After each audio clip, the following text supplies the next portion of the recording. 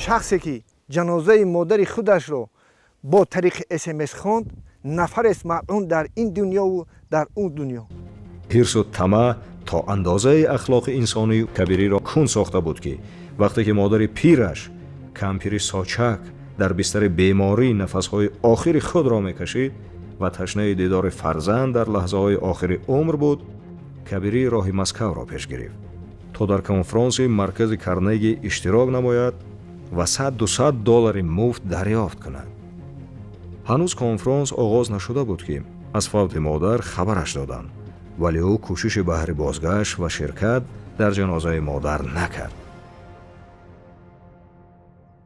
ببین که در وقتی مرده مادرتم نبودید $200 بالا دونسته که آمده در جنازه کمپیرم سوچک اشتراک کنید. در مرده پدرتم نبودی او بیناموسی ایده دیگه زیاد می شود. چه خیل شما فرزنده که در مرده کمپیر مادرتون حتی اشتراک نکردید.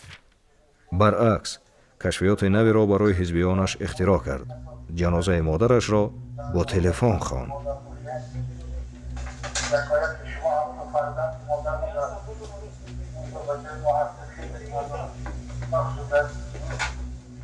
اگر آدم به پدر و مادر خود که به امید فرزند گفته نور چشم گفته کلام میکند احترام و اعتقاد نداشته باشد، مگر از چنین اشخاص برای در روز ماتم همسایه خود هموطن خود سوگواری کردن بوی امید هست؟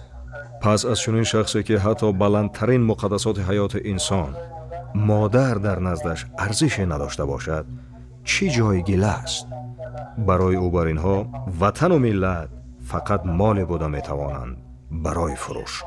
مگر این خائن امکان نداشت که برای اشتراک در جنازه مادرش به زادگاهش آید، حالان که در همان شب و روز میان شهر مسکو و دوشنبه دهها خطرهای هوایی و زمینی وجود داشتند.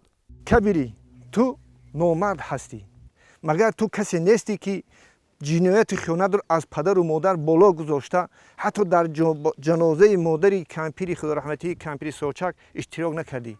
کمپیر مادری تو در بالای دستان ما جان داد، اما فرزندی تروریستش رو انتظار نبود.